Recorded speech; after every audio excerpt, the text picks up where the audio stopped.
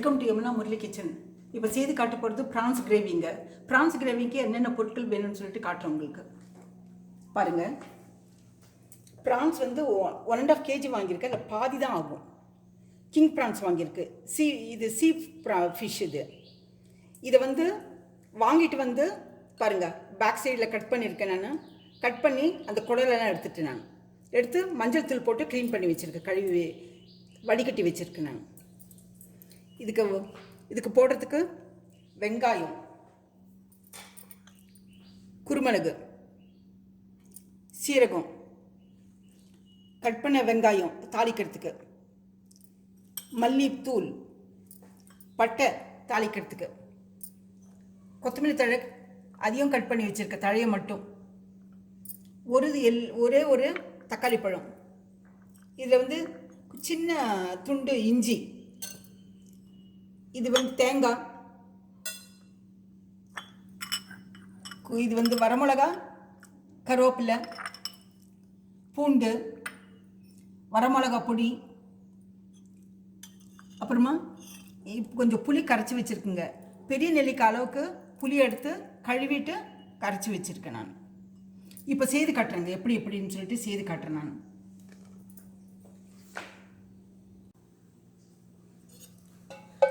இப்போ வறுக்கிற சாம்பத்துக்கு எண்ணெய் ஊற்றுறேங்க. நான் என்னென்ன வறுக்கிறேன்னு சொல்லிட்டு காட்டுறேன். நான் எண்ணெய் ஊற்றியாச்சு.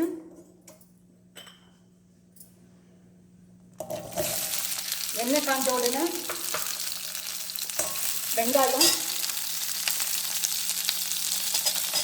பூண்டு,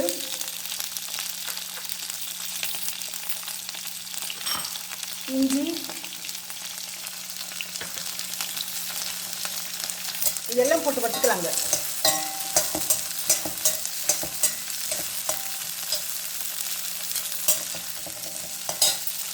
தேங்காய்,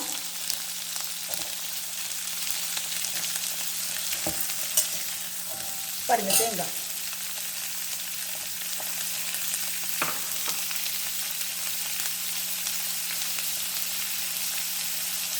கொஞ்சம் சீரகம்,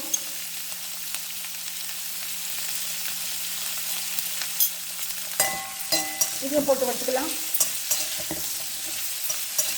கடைசியில் குருமிளகு போட்டுக்கலாங்க.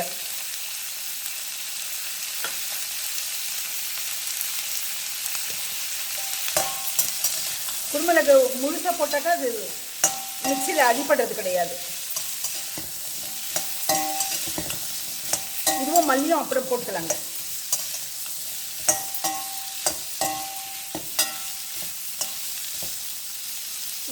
இதை வந்து ஓரளவுக்கு வறுத்துக்கலாம்.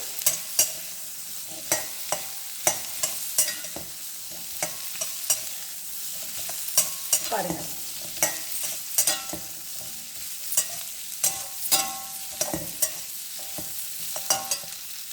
இப்போ குருமிளகு 1-2 தட்டி வச்சிருக்கேன். நான் அதை ஒரு ஸ்பூன் போடுறேன். அதையும் வறுத்துக்கலாம்.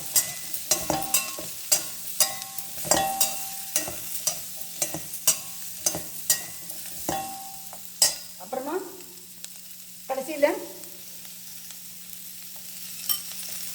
தனியாத்தூள், மிளகுத்தூள் 1 ஸ்பூன் போட்டால் போடுங்க. மிளகு,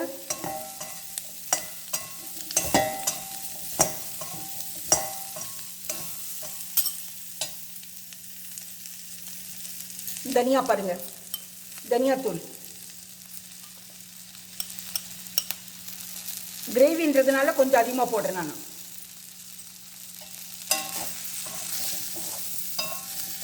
இது கடைசியில் இது வந்து சும்மா இது ஒரு முறை வணக்கி எடுத்துக்கலாங்க. ஏன்னா தூள் தானே, ரொம்ப வறுக்க வேண்டியது அவசியம் கிடையாது. இப்போ கேஸ் ஆஃப் பண்ணிடுறேன். கேஸ் ஆஃப் பண்ணிவிட்டு இது ஒரு முறை கலக்கி விட்டுடுறேன். நான்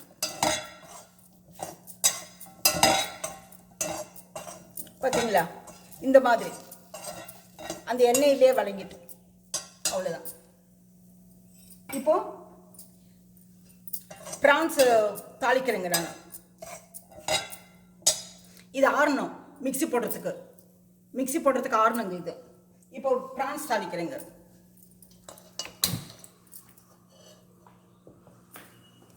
ப்ரான்ஸ் தாளிக்கிறதுக்கு எண்ணெய் விட்டுடலாம்.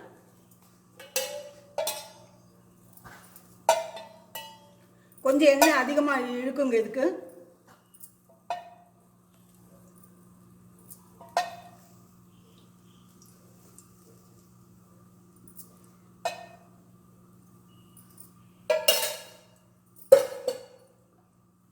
இது காயணும், எண்ணெய் காயணும். எண்ணெய் காய்ஞ்ச பிறகு நம்ம பட்டையை போடலாங்க. இது ஆறத்துக்கு அப்படியே விட்டுடலாம். இதை அது வரைக்கும் வடை சட்டி இது ஆறிட்டு இருக்கட்டும். வறுத்ததெல்லாம்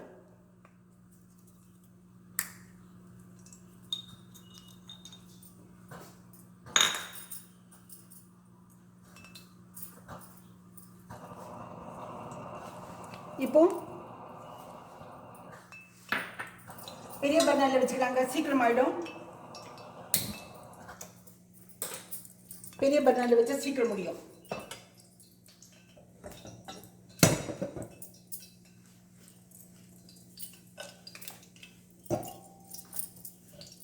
பட்டை போடுறேங்க முதல்ல தாளிக்கிறதுக்கு.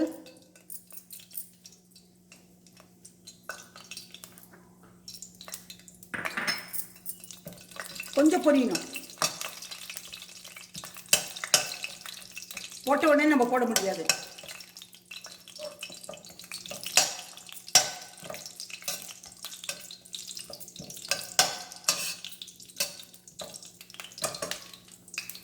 இப்போ 3 வரமிளகாய், கொஞ்சம் கருவேப்பிலை வச்சுருக்கேன்.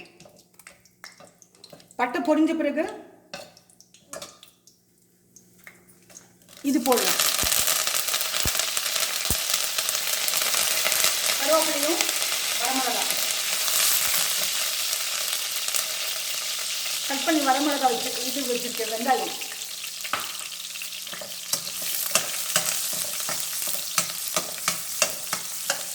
இதையே போட்டு கொஞ்சம் வறுக்கலாங்க எண்ணெயில்.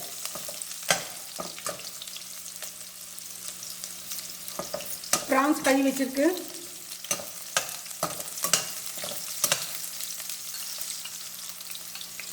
அதையும் போடலாங்க.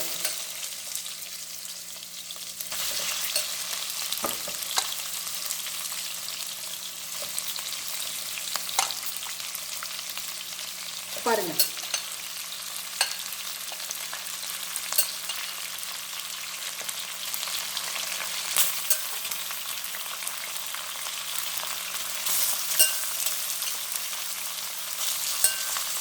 போட்டுட்டு போன முறை வீடியோவில் சொல்கிற மாதிரி கொஞ்சம் உப்பு போடலாம். உங்களுக்கு உப்பு காட்டுறதே கிடையாது இப்பெல்லாம். எனக்கு உப்பு இல்லை பண்டம் குப்பை இல்லைன்னு சொல்லுவாங்க. உப்பு பக்கத்துலேயே இருக்கு.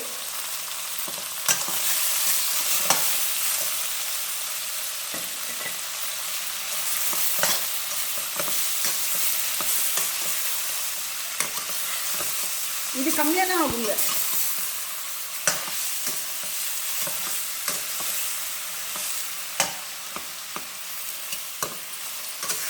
முதல்ல உப்பு போட்டுலாங்க, அப்போ தான் உப்பு பிடிக்கும்.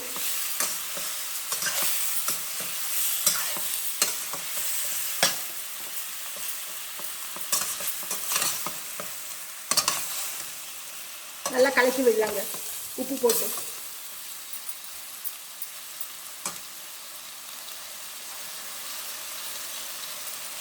ஒரு 1/2 ஸ்பூனு மஞ்சள் தூள் போடலாம்.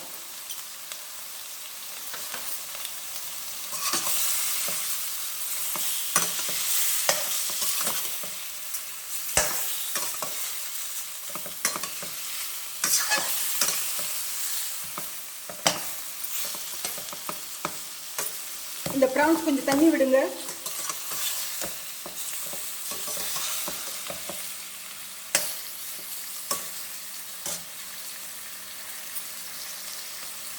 தண்ணி விட்டதும் இது பியூர் வரமிளகாய் பொடிங்க.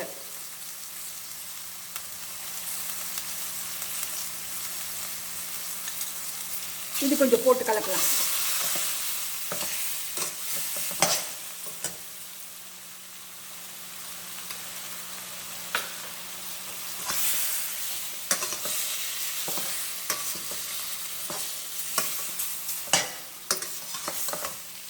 கலக்கிட்டு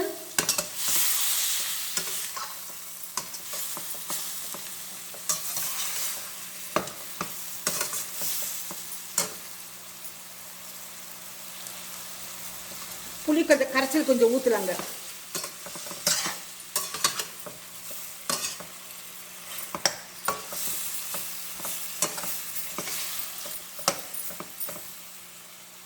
பாருங்க, புளி கரைச்சல் ஊற்றுறேன்.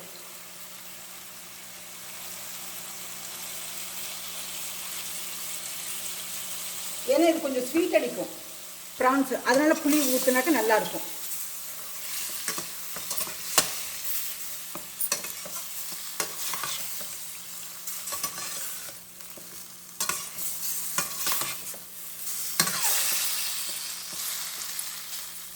இதை ஸ்லோவில் வச்சுட்டு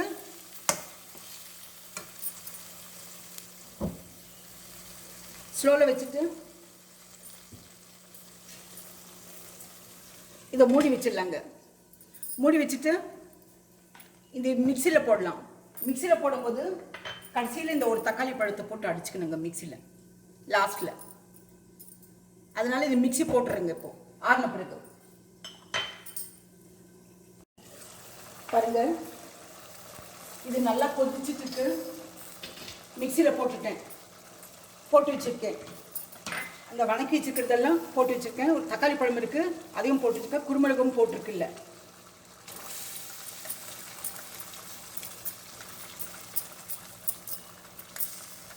நிறைய பேர் இருக்கும்போது நிறைய வாங்கணுங்க.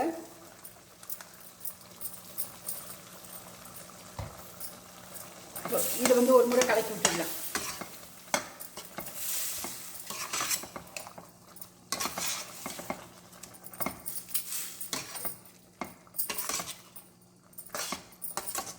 கிரேவியாக வருங்க. எண்ணெய் வந்து தனியாக வந்து மேலே வந்துடும் ப்ரான்ஸுக்கு மேலே. அப்போ நம்ம இறக்கினா போகிறோம். இது ஒரு கொதி இது முதலே வணக்கி வச்சிருக்கு. கொஞ்சமாக கொதி வந்தால் போகிறோம். எண்ணெய் மேலே வர வரைக்கும் அது சிம்மில் வச்சு கொஞ்சம் கம்மியாக இது வச்சு நம்ம கொதிக்க வைக்கணும்.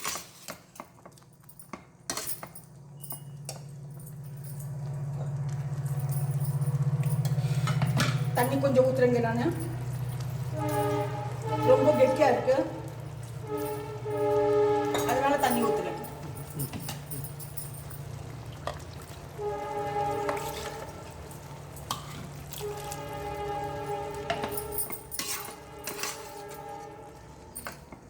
கிரேவியாக தான் இருக்குங்க. இது சாப்பிட்றதுக்கு ரொம்ப நல்லா அருமையாக இருக்குங்க. எலும்பே இல்லை இதில் எலும்பே கிடையாது.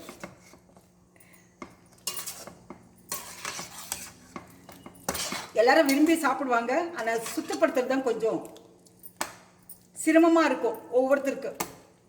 நம்ம சிரமம்னு நினைக்கக்கூடாது.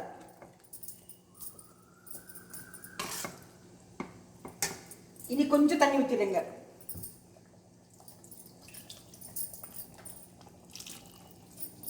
அப்போ தான் கிரேவி நல்லா கிடைக்கும் நமக்கு. இப்போ மூடி வச்சிடலாம். ஒரு 5 நிமிஷம் எண்ணெய் மேலே வர வரைக்கும் நம்ம வெயிட் பண்ணணும். அதுக்கப்புறம் உங்களுக்கு இது ஓப்பன் பண்ணி காட்டுறேன். நான் இப்போ ஓப்பன் பண்ணி காட்டுறேங்க. நான் பார்த்தீங்களா, சிம்மில் வச்சு நல்லா எண்ணெய் பிரித்தி மேலே வந்திருக்கு. போருங்க இது. இப்போ உங்களுக்கு ட்ரான்ஸ்ஃபர் பண்ணி காட்டுறேன். நான் இது ரொம்ப நல்லதுங்க உடம்புக்கு. நீங்கள் அடிக்கடி சாப்பிடுங்க, டேஸ்ட்டாகவும் இருக்கும். இது நிறைய ப்ரோட்டீன் இருக்குது.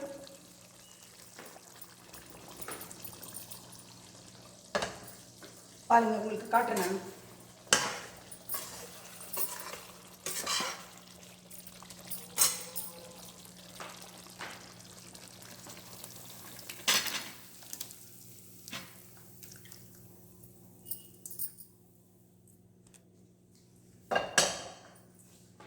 நிறைய ப்ரோட்டீன் இருக்குங்க இதில். கொத்தமல்லி தழை தூவி காட்டுறேன் நான் உங்களுக்கு. இது வந்து பரிமாறும்போது கலக்கி பரிமாறுங்க.